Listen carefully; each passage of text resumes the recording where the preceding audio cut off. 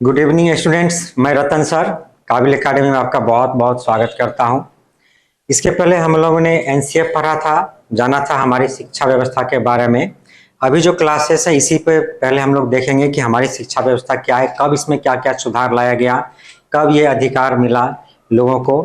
तो इसी के ऊपर जानकारी लेते हैं। इससे क्या होगा, आपका एक बेसिक नॉलेज क्रिएट हो जाएगा, जिससे कि आप जो सीडीपी में कैसे आंसर करना है, क्या सोचना है, आपकी सोच ही बदल जाएगी। तो उससे क्या होगा कि आप आसानी से आंसर कर पाएंगे। डायरेक्ट जो हम पढ़ा रहे हैं उससे तो क्वेश्चन आपको आएगा ही आएगा। जितने टॉपिक पढ़ा रहे हैं वो सबसे आपका क्वेश्चन बनता है और एग्जाम में आता भी है। लेकिन पूरे सीडीपी का जो बेसिक नॉलेज है वो आपका यहीं से क्रिएट होता है, शिक्षा व्यवस्था से।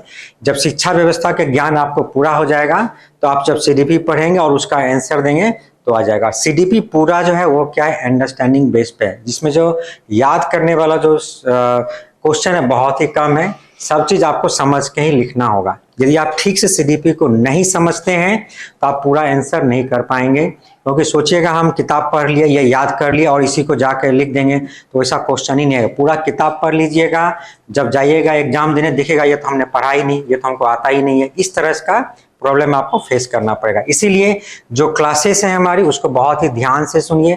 हम जो समझाना चाह रहे हैं उसको समझने की कोशिश कीजिए। आज का जो क्लास है वो है आरटी 2009 के ऊपर, यानी शिक्षा का अधिकार अधिनियम के बारे में। यानी ये अधिकार हमें कब मिला, कितना स्ट्रगल करने के बाद मिला, कितने दिनों बाद मिला, भारत कब आजाद हुआ था और कितने दिनों बाद ये मिला। क्योंकि यहाँ पर लिखा हुआ है 2009 और भारत आजाद हुआ 1947 में। इतने दिनों के बाद जाकर के अधिकार मिला। ये अधिकार है क्या, इसके बारे में जानेंगे। जैसे आप हमारे यहाँ जो बैकग्राउंड में पिक्चर है इसको भी आप देख सकते हैं कि यहाँ दो बच्चियां हैं, आधा आधा करके दिखाया गया। एक बच्ची है, इसका भविष्य देखिए क्या है, सर पे किताब है यानी नॉलेज ग्रहण कर रही है, स्कूल जा रही है, कितने खुश हैं। यानी छोटा बच्चा है, खेल रही है और स्कूल जा रही है, बहुत खुश है। इसका भविष्य क्या है, उज्जवल है। वहीं पर जब हम दूसरे बच्ची को देखते हैं, देखिए थोड़ा उदास नजर आ रही है, सर पे क्या है, कोई सामान है और ये लेबर का काम कर रही है, यानी इसे अपने परिवार को चलाने के लिए मजदूरी करना पड़ रहा है। आज जब हम 2009 जब मिल गया अधिकार, आज हम 2023 में, अभी भी इस तरह के बहुत सारे बच्चे आपको हमारे समाज में मिल जाए। कानून तो बन गया, लागू भी कर दिया, लेकिन पूर्ण रूप से लागू नहीं हुआ है। इसके ऊपर भी आएंगे कि पूर्ण रूप से कब लागू किया जाएगा 100%। तो ये जो अंतर है ये देखा जाता है हमारे समाज में। ये अंतर नहीं होना चाहिए। बच्चे हैं, सभी को फलने फूलने का अधिकार है और इसके बारे में सोचेगा कौन, जो हमारा लोकतांत्रिक सरकार है। तो हम जिसको चुन कर भेजें वही सोचेगा। तो उन्होंने क्या हुआ, सोचा समझा और पूरे देश के बारे में सोचा और इसके ऊपर काम किया। ऐसा नहीं कि भारत की आजादी के बाद ही शिक्षा के ऊपर काम हो रहा है, ये बहुत दिन पहले से काम हो रहा है, लेकिन अब जो काम हो रहा है बहुत ही ज्यादा रफ्तार से हो रहा है। तो यही देखते हैं आरटी एक्ट जो है क्या है, यह शिक्षा का अधिकार, राइट टू एजुकेशन एक्ट इसको कहते हैं, अधिनियम 2009।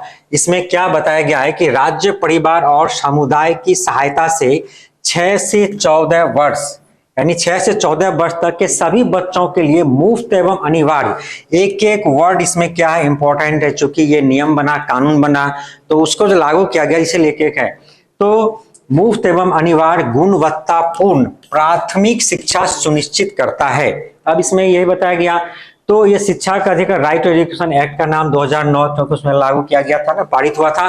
परिवार और समुदाय की सहायता से, परिवार और समुदाय, राज्य, परिवार और समुदाय, देख कई सारे राज्य, इसके लिए सिर्फ जो आपका देश है वही नहीं, राज्य सरकार जो वो भी जिम्मेदार है या पूरे देश। इसके बाद परिवार, आपका परिवार भी जिम्मेदार है। यदि स्कूल खोल दिया, परिवार के सदस्य उसको नहीं भेजेंगे तो उसका क्या होगा, शिक्षा पूर्ण नहीं हो पाएगा। तो परिवार भी, समुदाय यानी उसका जो समाज है ये भी इसमें क्या, उसकी भी हिस्सेदारी, यानी सबकी जिम्मेदारी है कि 6 से 14 वर्ष के जो बच्चे हैं, 6 से, अर्थात 6 में क्या होता है, बच्चे को क्लास 1 में भर्ती करते हैं, उसका जो एज है उसके पहले नहीं है।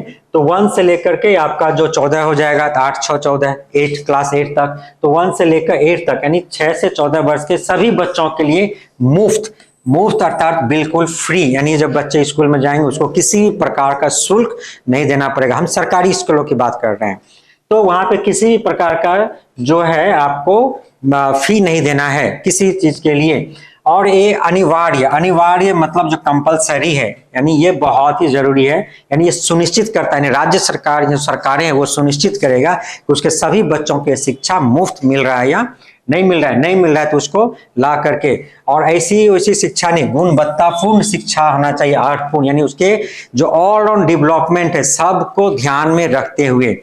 तो ये पूरे भारतवर्ष के लिए क्या नियम बना था। तो यही है आपका राइट टू एजुकेशन एक्ट 2000 जो 9 है। तो इसके बाद है यह अधिनियम वर्ष 2005 के शिक्षा के अधिकार विधेयक का संशोधित रूप है। यानी हमने आपको पहले ही बताया कि सिर्फ 2009 में ही ये नहीं बना, इसके पहले से, भारत की आजादी से पहले से ही शिक्षा पे काम हो रहा है, समय समय पर कानून बनाए जाते हैं, इसके ऊपर चर्चा होती है। इसलिए बताया जी ये अधिनियम क्या है, 2005 के शिक्षा के अधिकार विधेयक का संशोधित रूप है, यानी जो 2005 में बना था उसको परिवर्तित किया गया। वर्ष 2002 में संविधान के 86वें, आप याद रखिएगा जो 86 है ना, 86वें संशोधन द्वारा अनुच्छेद 21A, ये भी बहुत इंपॉर्टेंट है, ये आपके एग्जाम में डायरेक्ट पूछा जाता है। कितने नंबर संशोधन है, 86 संशोधन के, और कितने नंबर अनुच्छेद है, 21A के भाग 3 के माध्यम से ये लिया गया है। और 6 से 14 वर्ष के तक के सभी बच्चों को फिर वही बात है, मुफ्त अनिवार्य उपलब्ध शिक्षा जो है उपलब्ध कराने का प्रावधान किया गया है। तो इसमें से क्या क्वेश्चन बनता है, ये हो गया, ये यहां से पूछा जाता है कौन सा संशोधन, 86वें संशोधन 86। उसके बाद कितना अनुच्छेद है, 21A, ये आपको याद रखना है, अर्थात 86th amendment of the constitution. तो आर्टिकल कितना है आपका, 21A, ये आपको याद रखना है, यहां से क्वेश्चन बनता है। इसके बाद जो है आप यहाँ पे देख रहे हैं ये टाइमलाइन एक दिया हुआ है बहुत सारा। तो पहला जो है जो शिक्षा के बारे में, हालांकि ये आजादी के पहले से ही शुरू हुआ, लेकिन हम जब देखते हैं जो ज्यादा परिवर्तन कब आया, तो पहला हम देखते हैं 1964 में कोठारी जो कमीशन है उसका गठन किया गया था। इसी जो पंचवर्षीय योजना बना हर चीज के लिए, तो शिक्षा के ऊपर भी ये लागू किया गया और बनाया गया। तो कोठारी कमीशन के बाद जो है 1964 में बना, और उसने क्या क्या अपना रिपोर्ट 96 में सबमिट किया, और क्या रिकमेंड किया इसमें, जो 96 में रिपोर्ट जो सबमिट किया उसमें दिया जो सभी को शिक्षा मिलना चाहिए हमारे देश में, सभी का ये अधिकार था। लेकिन एज लिमिट क्या था उस समय, कम था, जैसे आपने आरटीए में देखा 6 से 14 साल, उसमें प्रारंभिक शिक्षा की बात कही गई थी। तो उसके बाद 1968 में पहला क्या बना था, national policy on education, NPE, कब बना था, 1968 में, इसी का बाद रिपोर्ट के बाद। और उस समय क्या था, हमारे देश का जो प्रधानमंत्री थी कौन थी, श्रीमती इंदिरा गांधी थी।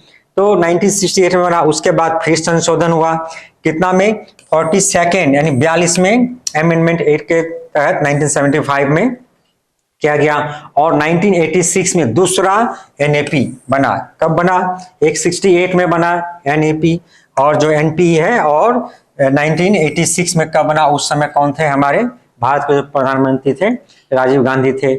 उसके बाद आचार्य जो राममूर्ति कमेटी का गठन किया गया 1990 में, और इसके ऊपर और संशोधन करते हुए 2002 में भी इसी तरह से 86 जो कॉन्स्टिट्यूशनल अमेंडमेंट था उसके संशोधन के बाद जो एक 2002 है RT एक्ट लागू किया गया, मतलब उसका निर्माण किया गया।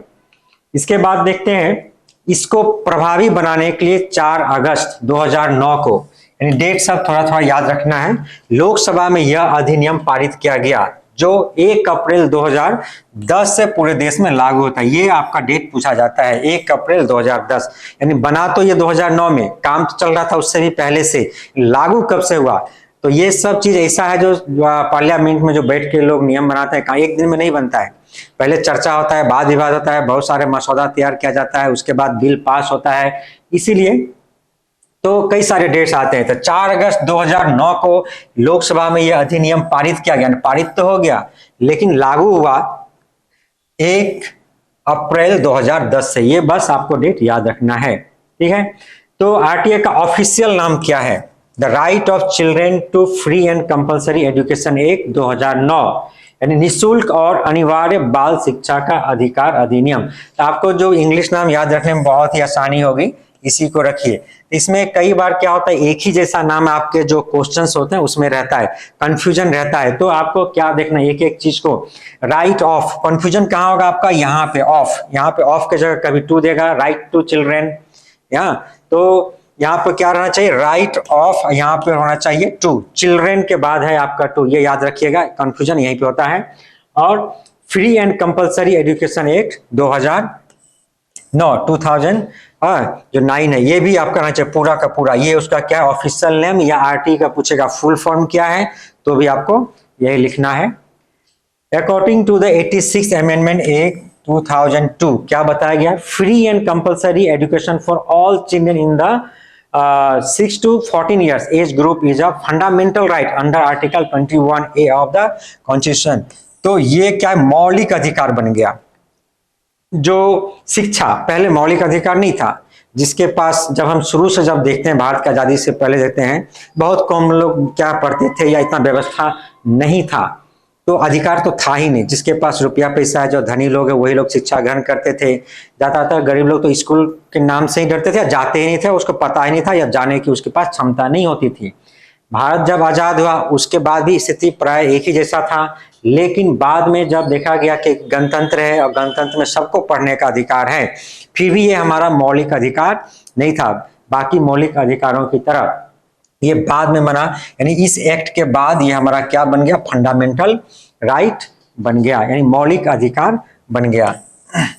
इसके तहत यानी शिक्षा सभी के लिए जरूरी है और सभी का ये अधिकार है, वो अधिकार के साथ ले सकता है। इसके बाद है, अब देखेंगे जो आर्टिकल था उसमें जो धाराएं हैं, सेक्शन क्या है 13, इसमें क्या बात बताया गया है, प्रति व्यक्ति फीस लेने पर शुल्क का 10 गुना जुर्माना देना होगा। बच्चे को प्रवेश परीक्षा नहीं ले सकते, ये भी बहुत इंपॉर्टेंट है। यानी जब सरकारी स्कूल में कोई क्या करना है, जो शुल्क वगैरह नहीं लगाना, ऐसा है तो उसका जितना लिया उसके 10 गुना क्या करेगा, उसको पनिशमेंट के तौर पर देना पड़ेगा, जुर्माना देना पड़ेगा। और प्रवेश परीक्षा आप क्या कर सकते हैं, नहीं ले सकते हैं। जो है ना, एंट्रेंस टेस्ट लिया जाता है स्कूल में, कई जगह पर तो ऐसा भी है, बच्चे के साथ माता पिता का भी टेस्ट लिया जाता है। अभी माता पिता कभी नहीं पढ़े, उसके जमाने में हो सकता है स्कूल ना हो, तो क्या उसके बच्चे नहीं पढ़ेंगे, इसीलिए इसको प्रतिबंधित कर दिया गया है। अब तो ऐसा कर दिया गया है, बच्चे को यदि कुछ भी नहीं आता है तो भी आपको क्या करना है कि उसका एडमिशन लेना है। मान लीजिए बच्चा 10 साल तक स्कूल ही नहीं गया, डायरेक्ट आ गया, उसका एज हो गया कि क्लास 5 में वो भर्ती होगा, और 1 से 4 तक क्लास में गए, फिर भी आपको एडमिशन लेना है, एज के अनुसार वो भी क्लास 5 में ही लेना है। यदि वो क्लास 1, 2, 3 की पढ़ाई नहीं किया है फिर भी, यही है पॉलिसी का आधार। तो बताया गया कि आप बच्चे का क्या कर सकते हैं, प्रवेश परीक्षा नहीं ले सकते। ये क्या है, अब अपराध की श्रेणी में आता है इस नियम के तहत। इसके बाद है धारा 14 किसकी बात कर रहा है, जो सेक्शन 14 है, जो no child can be denied admission in a school in the absence of birth certificate. तो पहले आप देखते हैं स्कूल में बहुत सारा नियम कानून बताया था, और प्राइवेट स्कूल में तो बहुत ही ज्यादा है, ये नहीं है तो आपको इतना डोनेशन देना पड़ेगा, ये कागज नहीं है, बहुत सारा लाइए।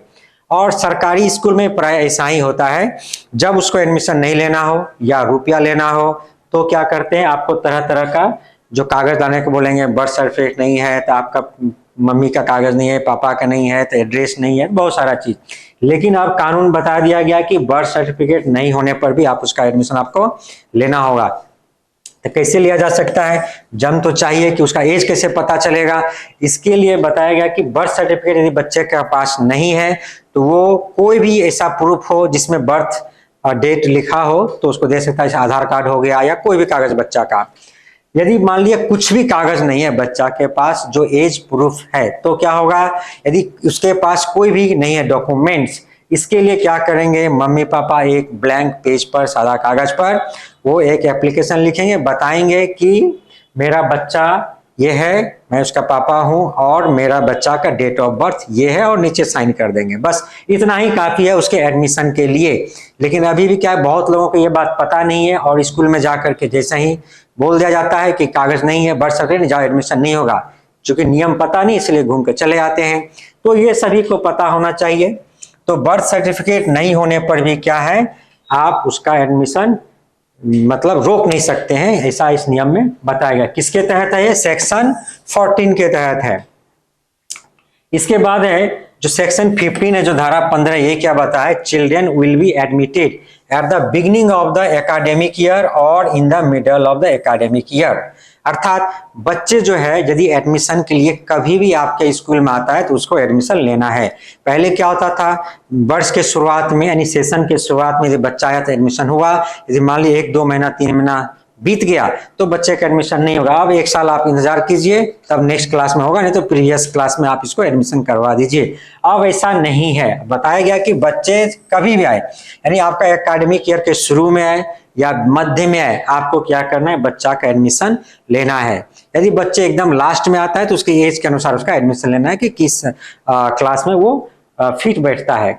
तो ये बताता है आपका धारा 15 यानी सेक्शन 15 ये बोलता है कि बच्चे का एडमिशन आप रोक नहीं सकते हैं। दूसरा है सेक्शन 16 जो है, ये क्या बात कर रहा है, जो students will nether B fail in class nor expelled from school. ये भी बात बताया गया है कि आप अब जो है बच्चे को क्लास 8 तक फेल नहीं कर सकते हैं। कौन सा सेक्शन में बात किया गया है, सेक्शन 16 में बच्चे को पहले वो पास फेल था, परीक्षा नहीं दिया, फेल हो गया, स्कूल नहीं आता है, फेल हो गया, अच्छा रिजल्ट नहीं है, बस फेल हो गया, मार्क्स कम आया, फेल हो गया। अब आप ऐसा नहीं कर सकते क्योंकि पढ़ना सबका अधिकार है, फेल कर देंगे तो कैसे पढ़ेगा, उसी क्लास में रहेगा, हो सकता है स्कूल से दूर भाग जाए, इस तरह के बहुत सारी समस्याएं आती है। तो सरकार ने बोला कि आप फेल नहीं कर सकते, इसलिए क्लास 8 तक आप किसी भी हालत में किसी को आप फेल नहीं कर सकते हैं। लेकिन बहुत सारी समस्याएं उठी है कि मान लीजिए एक बच्चा है जो कभी स्कूल नहीं गया, क्लास 5 में डायरेक्ट आके भर्ती हो गया, 5 में भर्ती हो गया, अब तो कुछ उसको आता नहीं है, 2 महीना बाद उसका एग्जाम है, एग्जाम में कुछ नहीं लिखा तो उसका मार्क्स कितने आएंगे, 0, आप उसको फेल करेंगे कि नहीं करेंगे। इस तरह का बहुत सारा कंप्लेन है। अब मान लीजिए 5 से सीख जाएगा तो क्या पढ़ाइएगा, उसको तो अक्षर ज्ञान प्राप्ति नहीं है। तो कई सारे समस्याएं आया और सरकार के पास इसका रिपोर्ट भी गया। तो बाद में सरकार ने इसके लिए एक सुझाव दिया कि कोई बच्चा यदि क्लास में फेल है, मान लीजिए 7 में कोई फेल हो गया, तो आप उसके फेल मत कीजिए, उसको फिर 1 महीना का समय दीजिए, कुछ दिन का समय दीजिए, फिर उसका एग्जाम लीजिए, उसका सिलेबस दीजिए, फिर देखिए पास हो रहा है कि नहीं हो रहा है। यदि फिर भी फेल कर रहा है तो फिर रिपीट कीजिए, तो फिर एग्जाम लीजिए, फिर समय दीजिए, लेकिन फेल नहीं करना है, बार बार एग्जाम लीजिए और उसको पास करना ही है। तो इन असुविधाओं से कि बार बार टेस्ट लेना है तो टीचर खुद ही पास करते हैं, चलो पास हो गए आप। तो इसीलिए सरकार जब बोल दिया है तो अब फेल करना ही नहीं है किसी को, क्लास 8 तक ऐसा है नियम है। इसके बाद है जो सेक्शन 17 है, इसमें क्या है, it is forbidden to give corporal punishment and torture to children. यानी अब ये क्या है, जो बच्चों को शारीरिक दंड, यहाँ बताया शारीरिक दंड या प्रताड़ित करना मना है, यानी किसी भी तरह से।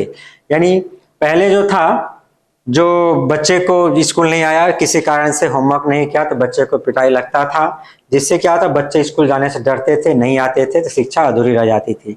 इसीलिए इसको हटा दिया गया कि आप बच्चे को किसी भी तरह से शारीरिक दंड तो दे ही नहीं सकते हैं, ऊपर से आप उसको मानसिक रूप से प्रताड़ित भी नहीं कर सकते हैं। यानी जब आप लोग पढ़ाते हैं या कुछ बोलते हैं, बच्चा कोई काम नहीं किया, तो किसी भी तरह का ऐसा शब्द जो बच्चे को बुरा लगे उसका इस्तेमाल आपको नहीं करना है। जैसे आप लोग भी कभी पढ़े होंगे तो क्लास में आपको गधा बोल दिया जाता होगा सर के द्वारा, या तुम बेवकूफ हो, तुमको समझ में नहीं आता है, हाँ सबसे पीछे रहता है, सब आगे चले गए थे, कंपेयर भी नहीं करना है। यानी इन सब वर्ड से क्या होता है, बच्चों को बुरा लगता है, तो ऐसे वर्ड का इस्तेमाल नहीं करना है। इन सब वर्ड का आप इस्तेमाल करते हैं तो आप क्या है, अपराध के श्रेणी में आते हैं। पीटना तो बहुत दूर का बात है, इसीलिए क्या है, ये आपको याद रखना है किस सेक्शन में बताया गया है, यही पूछता है। धारा आपका है 17, it is forbidden to give corporal punishment and torture to children. किसी भी तरह से आप टॉर्चर नहीं कर सकते हैं, कंपेयर नहीं कर सकते हैं दूसरे बच्चों के, वो बहुत तेज है, तुम मंद बुद्धि हो, इसका भी आप कंपैरिजन नहीं कर सकते हैं। सरकारी स्कूल में आपको इस तरह से करना है। तो धारा 24 क्या बता रहा है, शिक्षक के कर्तव्य के बारे में ये बताता है, शिक्षक का क्या ड्यूटी है। ये आपका इससे क्या आता है, प्रश्न में बनता है। तो शिक्षक को कैसा होना चाहिए, एक टीचर के ड्यूटी के बारे में बता रहा है कि उसको क्या करना है। तो पहला क्या है, पंक्चुअल। टीचर को क्या होना चाहिए, पंक्चुअल, यानी समय पे वो आए, यानी समय पर आना जरूरी है। समय पे जब नहीं आएंगे तो काम कैसे करेंगे। इसीलिए जो आपका टाइम दिया गया स्कूल का टाइम है उसी टाइम पे आपको आना है, जब बंद हो रहा है उसी टाइम पे आपको जाना है। बहुत ही पंक्चुअल रहना है, यानी सिर्फ आने और जाने से ही नहीं, आपको कक्षा कितने समय का है उस समय ही जाना है, यानी लेट से कक्षा में प्रवेश नहीं करना है, अपने समय का ध्यान रखना है, यानी टीचर को बहुत ही पंक्चुअल होना चाहिए।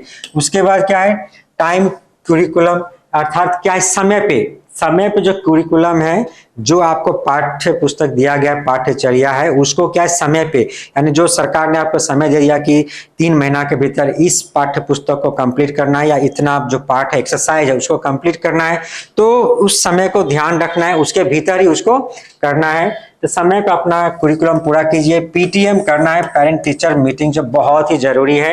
ये भी शिक्षक के ड्यूटी में आता है कि समय समय पे आप बच्चों के पेरेंट्स को बुलाइए, उससे मिलिए, बच्चे के बारे में बात कीजिए, बच्चे के नेचर के बारे में, बच्चे के डेवलपमेंट के बारे में, बच्चे में क्या कमी है या बच्चे को कैसे ठीक किया जा सकता है, इन सब चीजों से उसको भी शामिल कीजिए, पेरेंट्स को भी शामिल कीजिए बच्चे के जो कार्यकलाप है उसमें, एक्टिविटी में, तो बहुत ही आनंदमय होगा आपका वातावरण। तो पीटीएम करना भी क्या है शिक्षक के ड्यूटी के अंदर, और ये हमें धारा सेक्शन जो 24 है 24 इसमें ये बताया गया है, teach according to mental ability, यानी आप जो कक्षा में पढ़ा रहे हैं, बच्चों को सिखा रहे हैं, किसके अनुसार आपको करना है, जो आपका क्यूरिकुलम में क्या क्यूरिकुलम के अनुसार, उसके अनुसार तो करना ही है, लेकिन बच्चे को भी देखना है, क्योंकि आप जब कक्षा में दिखा, सभी बच्चे एक समान नहीं होते हैं, कुछ बच्चे क्या प्रतिभाशाली है, कुछ पढ़ने में तेज है, कुछ कमजोर है, तो आपको ध्यान देना होगा कि सभी बच्चे के अनुसार ही उसको काम दिया जाए।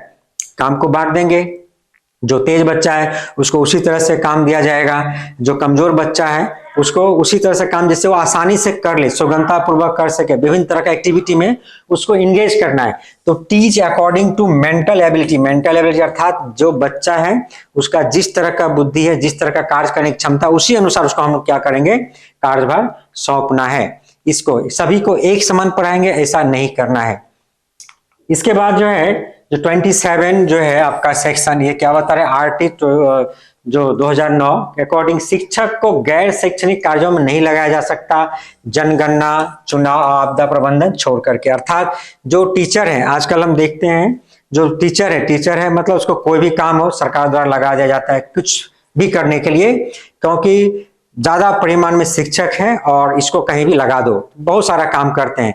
तो जब हम तरह तरह के कामों में, जैसे मिड डे मील का ही बाजार कौन करेगा, शिक्षक बाजार करेगा, हिसाब कौन रखेगा, शिक्षक रखेगा, कुछ भी हो रहा है उसमें शिक्षक को जोड़ दिया जाता है, कोई भी सरकारी काम आया शिक्षक को लगा दो। तो इस तरह से क्या हो रहा है, शिक्षा प्रभावित होता है, और इसका नुकसान किसको हो रहा है, शिक्षक का तो कोई नुकसान नहीं है, उसका क्या है, स्कूल में पढ़ाओ चाहे काम करो सरकार का दूसरा, उसको तो महीना उतना ही मिलेगा, नुकसान हो रहा है बच्चों को। इसीलिए कि शिक्षक को दूसरा जगह भेजेंगे तो पढ़ाई क्या होगा, बाधित होगा, उसका जो पाठ्य चर्चा है बाधित होगा, इसीलिए उसको किसी काम में नहीं लगाया जा सकता, ये बात बताया गया है।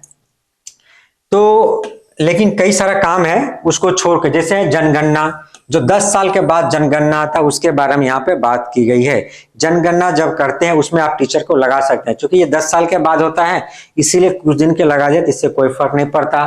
उसके बाद है चुनाव, चूंकि चुनाव में बहुत ही मैन पावर की जरूरत होती है, वहां पे कोई दूसरा उपाय नहीं है, ये नहीं लगाएंगे तो इसीलिए चुनाव में इसको लगाया जाता है, चूंकि ये भी बहुत दिन बाद होती है, इसमें भी हम क्या कर सकते हैं, टीचर को लगा सकते हैं। उसके बाद है आपदा प्रबंधन, यानी जो डिजास्टर मैनेजमेंट है, तो आपदा प्रबंधन में आप क्या कर सकते हैं, लगा सकते हैं, क्योंकि जो डिजास्टर है यानी जो आपदा है वो बोलकर नहीं आता है, कब आ सकता है किसी को पता नहीं, और उसमें भी चाहिए मैन पावर बहुत ज्यादा, तो उसमें हेल्प करने के लिए आप किसी का भी सहायता ले सकते हैं। तो ये 3 चीज है, इन 3 चीजों में आप क्या कर सकते हैं, शिक्षक को लगा सकते हैं। बाद बाकी किसी भी चीज में ये आदेश दिया गया सुप्रीम कोर्ट द्वारा भी सभी राज्य सरकार को, किंतु बहुत जगह पे इसका फॉलो होता है, बहुत जगह पे नियम को नहीं मानते हैं, लेकिन ऐसा अधिकार में दिया गया है। उसके बाद बताया गया है कि प्राथमिक कक्षाओं में छात्र एवं शिक्षक का अनुपात क्या होता है, 30:1 रखना है। प्राथमिक कक्षा अर्थात क्या है, क्लास 1 से जो 5 तक, उसको हम लोग क्या कहते हैं, प्राथमिक कक्षा कहते हैं। उसमें शिक्षक और छात्र का रेशियो कितना होना चाहिए, 30:1 होना चाहिए, यानी एक जो शिक्षक है उसके ऊपर 30 छात्र हैं, 30 छात्र के ऊपर 1 शिक्षक। क्योंकि ये जो रेशियो है वैरी करता है, आपका जो अलग अलग राज्य में अलग अलग है, यानी केंद्र सरकार द्वारा जो नियम बनाया गया उसमें क्या है, 30:1 रखा गया है। इसके बाद है, देखिए जैसे क्लास 1 से 5 में कहा 30:1 रखा गया।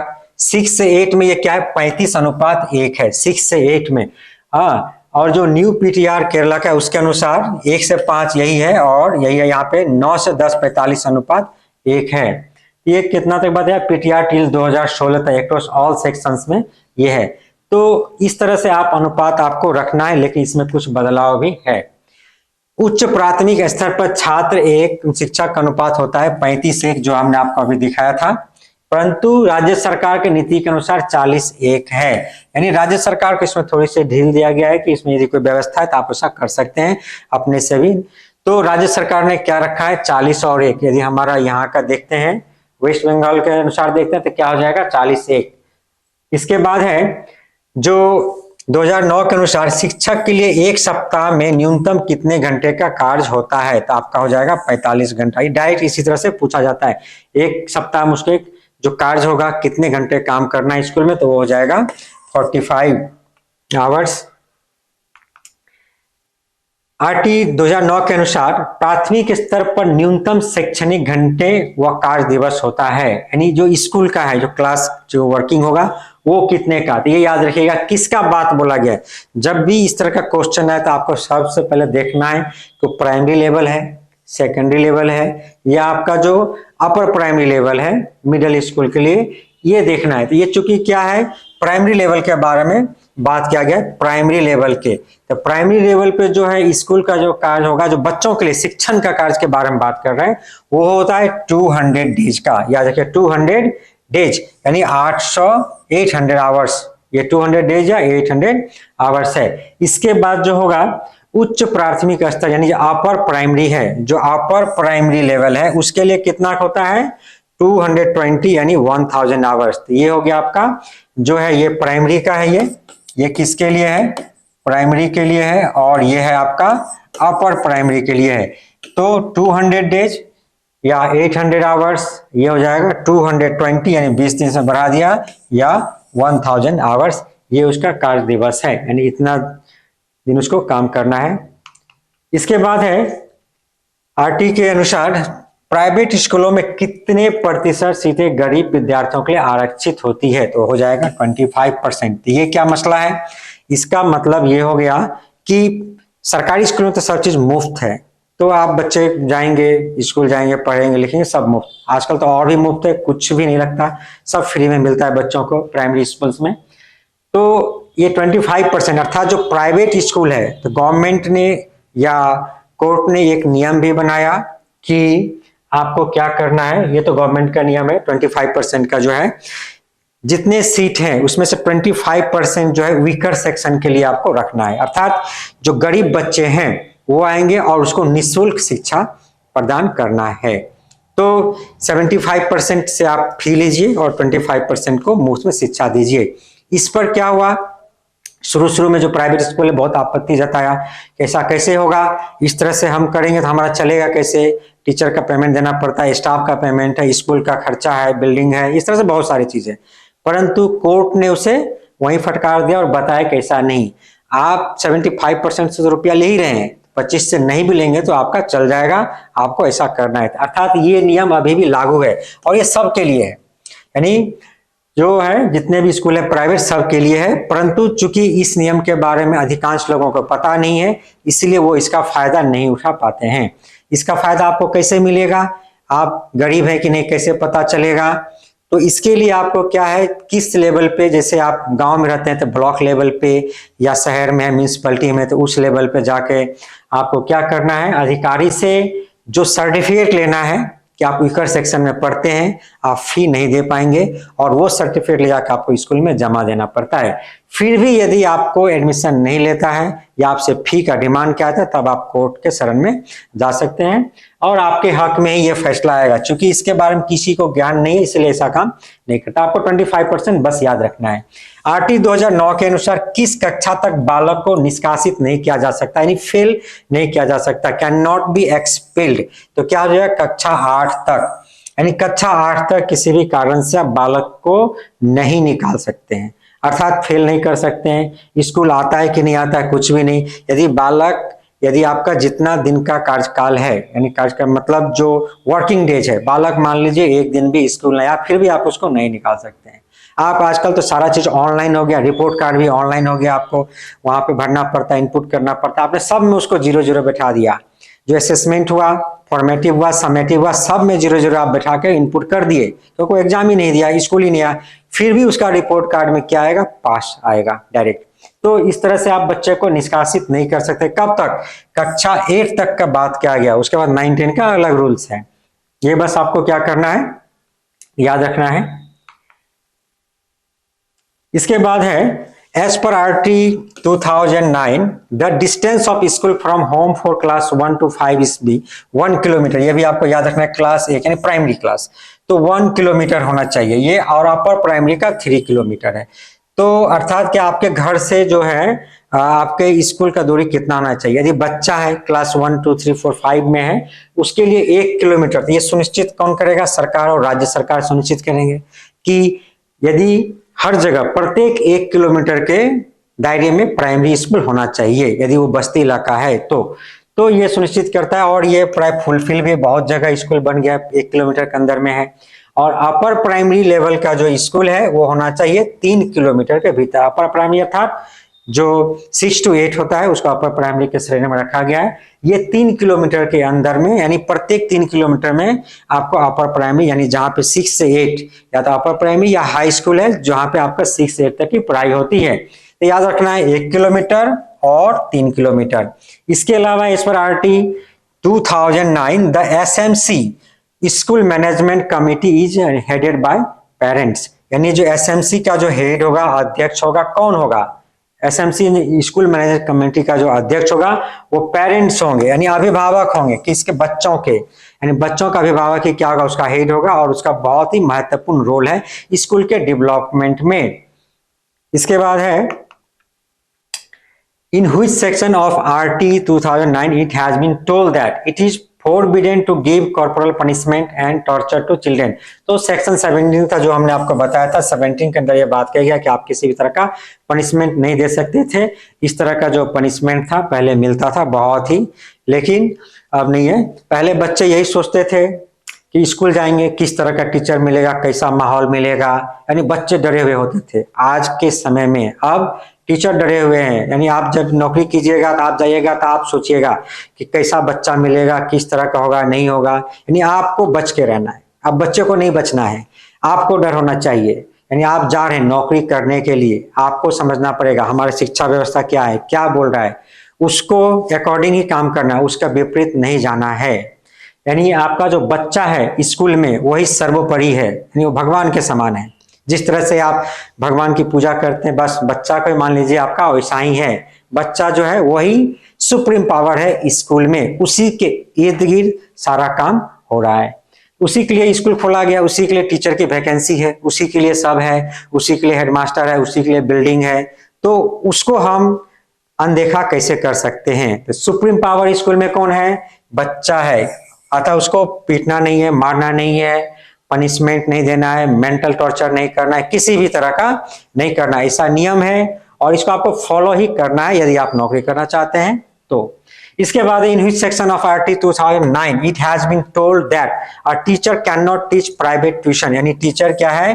प्राइवेट ट्यूशन नहीं कर सकता। ये किस धारा में बताया, किस सेक्शन में? तो RT 2009 के जो सेक्शन नंबर 28 है उसमें ये बात बताया गया है कि जो सरकारी शिक्षक हैं वो क्या करते हैं? नहीं पढ़ाना है, उसको प्राइवेट ट्यूशन नहीं देना है। यानी आपको पढ़ाने का शौक है तो जो आपके स्कूल के बच्चे हैं उसको आप घर घर जा करके देखिए, उसको पढ़ा सकते हैं, उसको देख सकते हैं, वो भी बिना फी का, फी नहीं लेना है। ठीक है, तो ये है। तो प्राइवेट ट्यूशन वाली बात किस में है? सेक्शन 28 में। इसके बाद है According to RT 2009, if the number of members admitted from class 1 to 8 is more than 200, then the ratio of student teacher will be 40:1। तो पहले क्या बताया गया था? 30:1 रेशियो है। लेकिन यदि आपका एडमिशन हो गया है 200 से ज्यादा, क्लास 1 से 8 तक की बात की जा रही है, 200 से ज्यादा एडमिशन है, तो रेशियो आप 40:1 का कर सकते हैं, यानी राज्य सरकार ये कर सकती है। If there are more than 150 children at the primary level, then the provision for it 1 headmaster and 5 teacher। अर्थात जो है क्या बताया गया 150 यानी 150, यानी आपके स्कूल में जहां जाइएगा यदि 150 स्टूडेंट है तो उसके ऊपर क्या होगा, एक हेड टीचर आपको मिल जाएगा। यानी हेड टीचर के पोस्ट के लिए स्कूल में 150 स्टूडेंट या उससे ज्यादा स्टूडेंट होना जरूरी है। यदि 150 से स्टूडेंट कम है तो वहां पे हेड टीचर नहीं दिया जाता है, सिर्फ टीचर रहेगा। ये आपका जब एग्जाम है, ये स्कूल के जब आपको जॉब मिल जाएगी तब भी जरूरी है ये सब जानना, और अभी भी आपको जरूरी है एग्जाम के लिए। तो एग्जाम में पूछा भी जाता है कि इतने स्टूडेंट है आपके स्कूल में तो टीचर कितना चाहिए आपको, ये आपसे एग्जाम में पूछा जाता है। तो आपको याद रखिएगा हेडमास्टर कितना में मिलेगा आपको 150, 150 में 150 प्लस है तो आपको कितना मिलेगा 1 हेडमास्टर और 5 टीचर, यानी एक हेडमास्टर आपको एक्स्ट्रा दिया जाएगा। यानी 1:30 का रेशियो है, 30:1 रेशियो है, तो 30 है और 150 है, यानी 5 टीचर आपको ऐसा ही मिल गए 150 के लिए, प्लस आपको 1 क्या मिलेगा, हेडमास्टर मिलेगा। तो ये याद रखना है। इसके बाद है after RT 2009 implementation classroom has more event cast according to age. अर्थात ये हो गया 2009 में लागू होने के बाद 2009 लागू किया तो क्या बताया कि किसी को फेल नहीं करना है, किसी को रोकना नहीं है, कोई भी एडमिशन के लिए आ गया उसको एडमिशन लेना है, भले क्लास 1 2 3 4 5 ना पढ़ा हो, उसके एज के अनुसार उसको क्या करना है, एडमिशन लेना है। यदि मान ले कभी स्कूल नहीं गया, बड़ा हो गया आ गया, यदि 7 के लायक आपको 7 में एडमिशन लेना है, छोड़ दीजिए 5 6 7 पढ़ाई कि नहीं पढ़ा है वो आपको नहीं देखना है। इसीलिए क्रियान्वयन के बाद कक्षा कक्ष आयु के अनुसार अधिक समझाती है। तो आयु के अनुसार अधिक समझाती है, कक्षा में किस अनुसार होगा, बच्चे कोई फेल नहीं कर रहा है तो एक ही आयु के बच्चे सभी कक्षा में जा रहे हैं तो आयु के अनुसार सभी बच्चे एक समान होंगे, यानी एक ही आयु के बच्चे एक कक्षा में आपको मिल जाएंगे, 1 साल बड़ा या छोटा होगा लेकिन सभी एक ही आयु होगा। ये RT एक्ट 2009 के इम्प्लीमेंटेशन के बाद ऐसा हुआ है। तो क्या हो जाएगा आपका आयु के अनुसार अधिक समझाती होगा आपका कक्षा। RT 2009 के अकॉर्डिंग दिव्यांग बच्चों के लिए मुफ्त शिक्षा 18 वर्ष तक है। ये आपको याद रखना है कि जो डिजेबल्ड है, डिजेबिलिटीज है, चिल्ड्रन विद डिजेबिलिटी, किसी तरह का डिजेबिलिटी है, उसके लिए ये मुफ्त शिक्षा कहां तक है, 18 वर्ष तक आपको याद रखना है। तो ऐसे कहा कितना था आपका 6 to 14 जो था आपका, लेकिन जो डिजेबिलिटीज है चिल्ड्रन विद डिजेबिलिटी उसको 18 वर्ष, ये भी आपका क्वेश्चन पूछा जाता है, यानी 18 साल तक उसको मुफ्त शिक्षा देना है। इसके बाद है according to RT children should be educated in their mother tongue, mother tongue में उसको देना है टिल क्लास 8। तो पहले किसका बात किया गया था, प्राइमरी लेवल तक का बात किया गया था पहले के शिक्षा व्यवस्था में कि प्राथमिक शिक्षा, लेकिन बाद में कहां तक का बात किया गया, क्लास 8 तक का बात किया गया। यानी क्लास 8 तक में जहां तक संभव हो बच्चों को मातृभाषा में ही, यानी बच्चों की जो मातृभाषा है या उसका जो क्षेत्रीय भाषा है उसमें आपको क्या करना है, शिक्षा प्रदान करना है, क्योंकि बच्चे मातृभाषा में ज्यादा समझेंगे किसी भी चीज को। आपकी मातृभाषा जो भी है यदि उसमें कोई बात करता है तो आपको अपनापन लगेगा, उस चीज को आप बहुत ज्यादा ग्रैब करेंगे, बहुत ज्यादा आप समझेंगे। और यदि दूसरे लैंग्वेज में कर रहा है तो बहुत सारे वर्ड आपको समझ में नहीं आएगा। तो इसीलिए इसका बात किया गया है। और बच्चे को तो बहुत ही जरूरी, जो घर में बात कर रहा है उसी तरह का बात यानी भाषा मिले, स्कूल के एनवायरनमेंट और भी वो क्या होगा, जॉयफुली लर्निंग कर पाएगा और समझ पाएगा।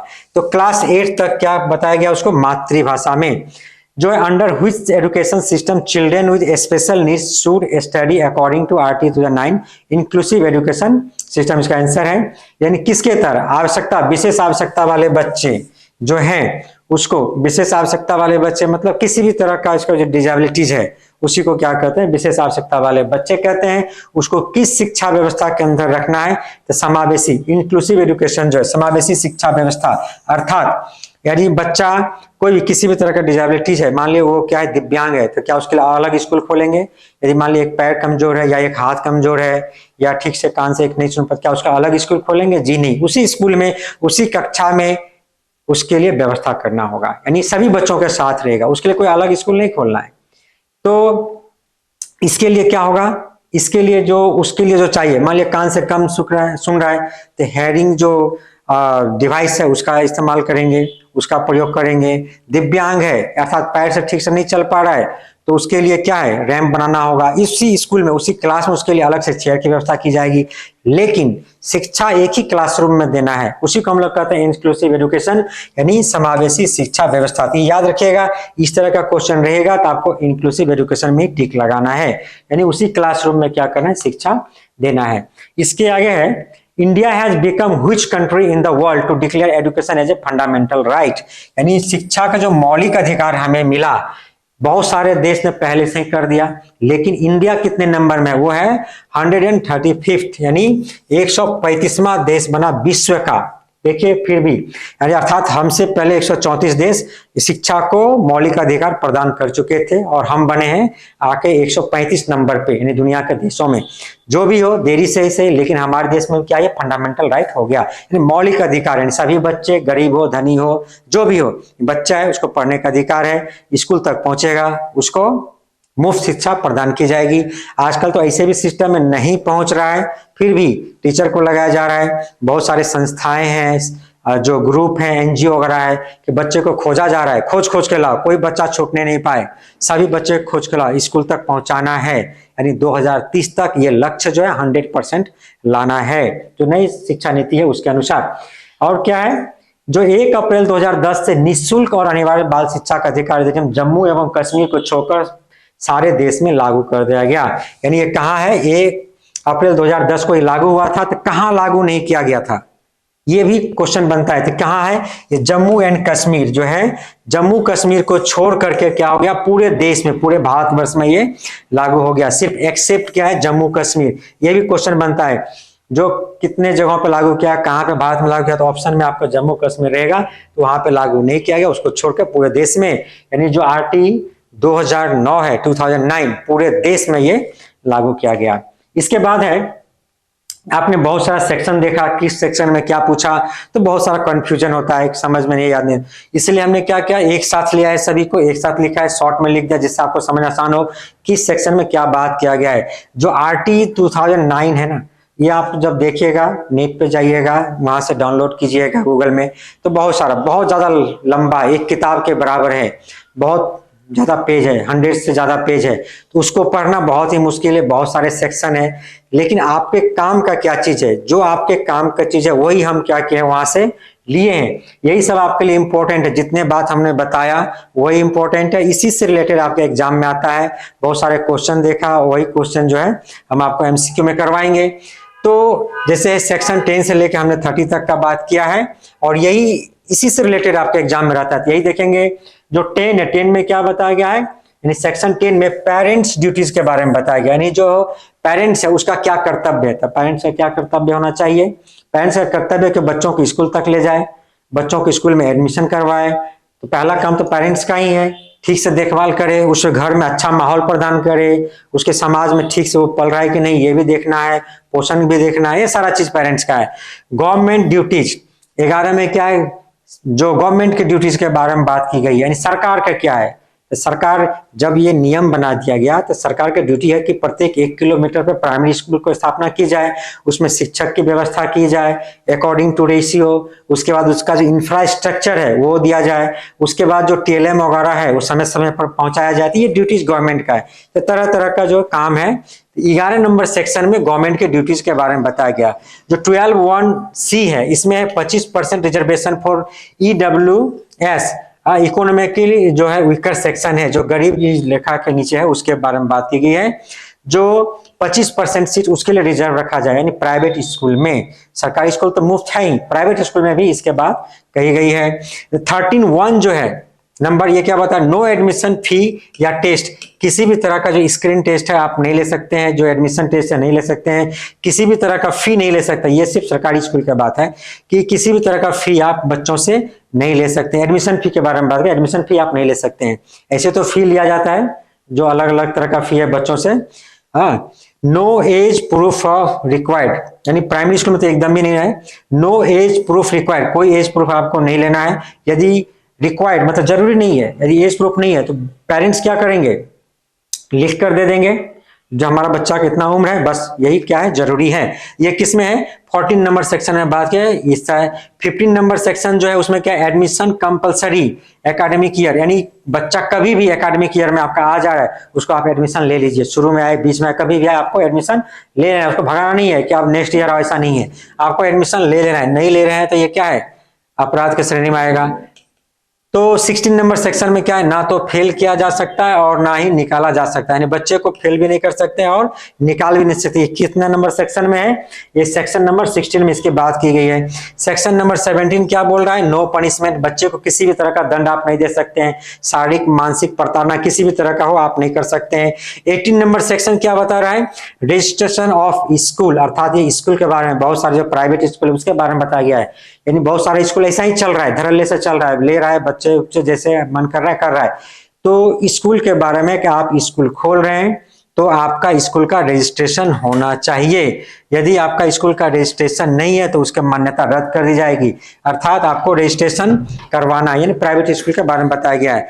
19 नंबर में इसी के ऊपर बात की गई है कि मान एवं मानक विद्यालय प्रारंभ से 3 वर्ष की अवधि में पूरा किया जाए, अर्थात स्कूल खोलने के बहुत सारे रूल्स हैं। आप ऐसा नहीं है कि एक कमरा ले लिया स्कूल खोल दिए हो गया, नहीं, इसके लिए वो कितना बड़ा बिल्डिंग चाहिए, बिल्डिंग है कि नहीं है, इंफ्रास्ट्रक्चर कैसा है, आपका बच्चों के खेलने के लिए फील्ड है कि नहीं, बहुत सारी चीज देखा जाता है, टीचर की क्वालिटी कैसा है, एजुकेशन सिस्टम क्या है, कौन सा करिकुलम आप यूज कीजिएगा, तो बहुत सारा है। तो सारे चीज जो है आपको 3 साल के अंदर आप स्कूल खोले हैं उसके अंदर रजिस्ट्रेशन भी इसी के अंदर, यानी 3 साल के भीतर आपको क्या करना है, पूरा करना है। यदि आप ऐसा नहीं करते हैं तो आपको स्कूल बंद कर दिया जाएगा और आपको पनिशमेंट भी हो सकता है।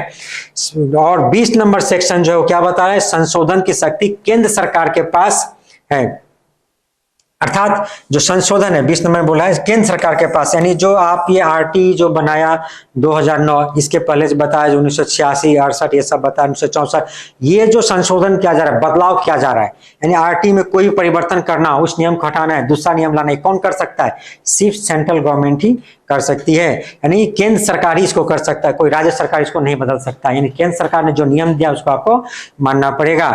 और जो है एसएमसी में, यानी जो सेक्शन 21 है आपका, उसमें क्या है, जो एसएमसी में क्या हो जाएगा, जो स्कूल मैनेजिंग कमेटी, जो स्कूल मैनेजिंग कमेटी 75% पेरेंट्स होंगे, अर्थात स्कूल मैनेजिंग कमेटी आप यदि बना रहे हैं, ऐसा नहीं है कि पूरा टीचर मिलकर आपको उसको भर दिया, नहीं, सीट जितना भी हो उसका 75% जितना होता है वो आपके पेरेंट्स होंगे और बाद बाकी आप स्कूल के स्टाफ को ले सकते हैं। उसमें से भी यदि 75% पूरा 100% में जो 50% आपका फीमेल होना चाहिए, 50% क्या होना चाहिए, फीमेल होगा, यानी जितना आपका मेंबर है उसका 50%। आज मान लीजिए मेंबर आपके स्कूल मैनेजिंग कमेटी में कितना है, मान लीजिए 20 है, तो 20 में से आपको 50% फीमेल, अर्थात क्या होगा, 10 क्या है, महिलाएं होगी। उसके बाद देखते हैं सेक्शन 22 जो है, 22 क्या बात कर रहा है, किसके ऊपर है, development of school by SMC, यानी जो स्कूल का जो डेवलपमेंट होगा वो उसमें एसएमसी का बहुत महत्वपूर्ण रोल है, यानी स्कूल मैनेजिंग कमेटी जिसमें क्या था, पेरेंट्स 75% हैं, इन डेवलपमेंट हो रहा है कि नहीं हो रहा है, किस तरह से है, जो और भी बहुत सारे जितने भी काम है स्कूल के सब में उसका क्या है, हिस्सेदारी है। उसके बाद है 23 नंबर जो है सेक्शन, इसमें क्या बात, ज्वाइनिंग ऑफ टीचर, यानी टीचर के जो ज्वाइनिंग किया जाएगा, यानी उसके क्या मापदंड है, किस आधार पर ज्वाइनिंग किया जा रहा है, इसकी बात कही गई है। जो 24 नंबर सेक्शन है, शिक्षकों के कर्तव्य और शिकायतों को दूर करना, यानी शिक्षक के ड्यूटी के बारे में इसमें बात है, शिक्षक का क्या ड्यूटी है, कब आना है, कब जाना है, किस तरह से पढ़ाना, इसके बारे में है। और शिकायतों को दूर करना, शिक्षक का कोई शिकायत है तो वो कर सकते हैं, उसी के बारे में बताएगा कैसे उसको दूर किया जाता है। जो 25 है स्टूडेंट्स टीचर रेशियो के बारे में, जो 30 एक बताया था, 40 एक बताया था, उसके बारे में है, यानी कितना 25 नंबर जो है सेक्शन। 26 नंबर सेक्शन जो है 26 है, शिक्षकों की रिक्तियों को भरा जाना, यानी शिक्षक, बहुत सारे स्कूल में क्या है, बहुत सारे बच्चे हैं लेकिन टीचर नहीं है, तो इसके बारे में यह बात किया गया है कि 10% से अधिक खाली न रखना, यानी टीचर की जो वैकेंसी है, जो मान लीजिए एक स्कूल में शिक्षकों का जितना जरूरी है, यानी एक स्कूल में है आपका 100 टीचर चाहिए, आप उसका 10% निकालेंगे, 10 से ज्यादा सीट खाली नहीं रख सकते, लेकिन ऐसा नहीं होता है, बहुत सारे स्कूल में बहुत सारे टीचर है ही नहीं, ऐसा ही चल रहा है, बहुत सारे स्कूल तो यहाँ पे एक टीचर पे भी पूरा स्कूल चल रहा है, तो इस तरह से है। तो ये इसका बात किस में कहा गया 26 में। 27 नंबर जो है गैर शैक्षणिक कार्य में ना लगाना, तो टीचर को गैर शैक्षणिक नहीं लगा सकते। ये 27 नंबर अपवाद है जनगणना, आपदा राहत तथा चुनाव। आपदा राहत और चुनाव ये 3 काम छोड़ के बाद बाकी काम में आपको नहीं लगाना है। 28 नंबर प्राइवेट ट्यूशन के बारे में बात करता है और 29 जो है करिकुलम एंड इवैल्यूएशन के बारे में बात करता है। यानी सेक्शन 29 में क्या है, आपके पाठचर्या कैसा होना चाहिए इसके ऊपर बात करता है, और किसके ऊपर करता है, इवैल्यूएशन किस तरह से बच्चों का करना है इसके ऊपर।